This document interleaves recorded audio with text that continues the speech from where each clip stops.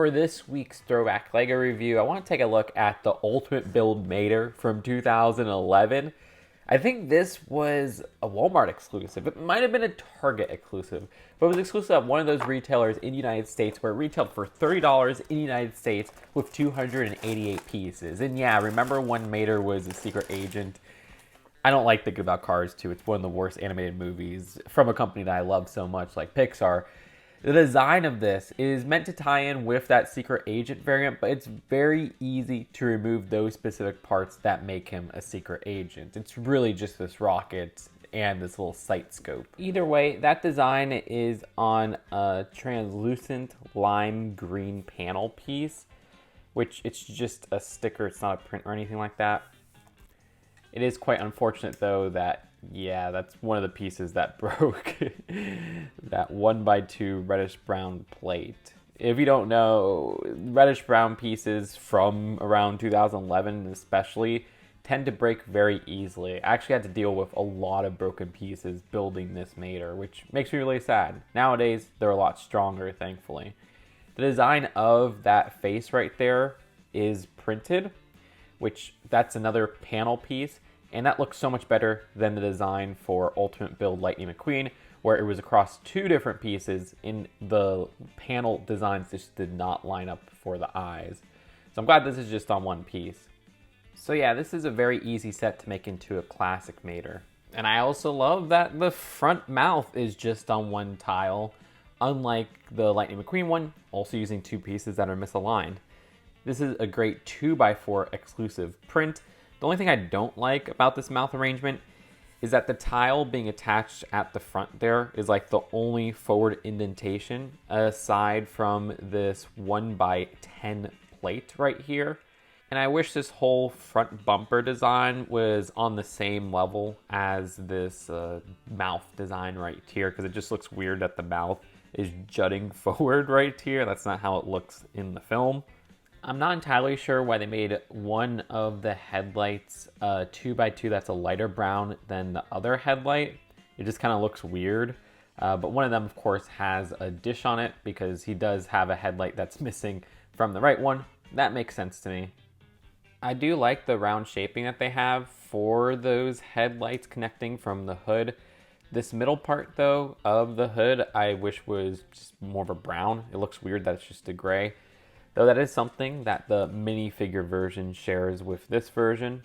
I like how they build the side mirror aspect where we have one of these pieces, you know, the 1x2s that turn out to be like a rail bar. And they attach it to a clip right there, and then they just attach 2x3 reddish brown plates on both sides.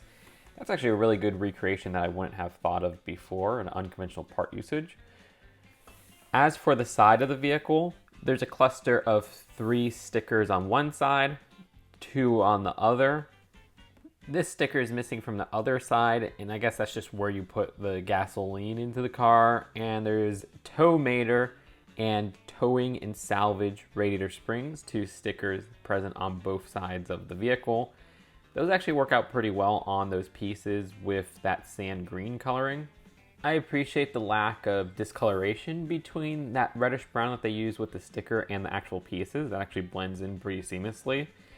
The design of this uses some of these blues as well as some lighter brown, I guess it's a nougat kind of, to capture the rust of the character, and I'm not sure it completely works.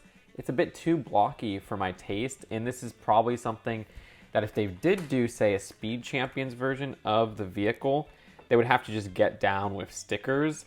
The coloring here, like I said, just looks a bit too blocky that it ends up looking like a random mesh of a build, as opposed to being something that portrays rusting of this character. It's ambitious, and I appreciate the effort at least. The design, you can see, is basically the same with the rusting on the opposite side as well. At the very back of the vehicle, we have the tail lights as well as a 1x yellow brick with this sticker on it.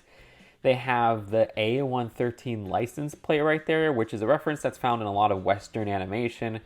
Basically, some people who worked at Pixar and some other studios went to CalArts, and that was like the place where I think animation was done, like that specific room, if I'm not mistaken. But yeah, the design of that is just a nice little reference to see there. I mean, that is Mater's license plate.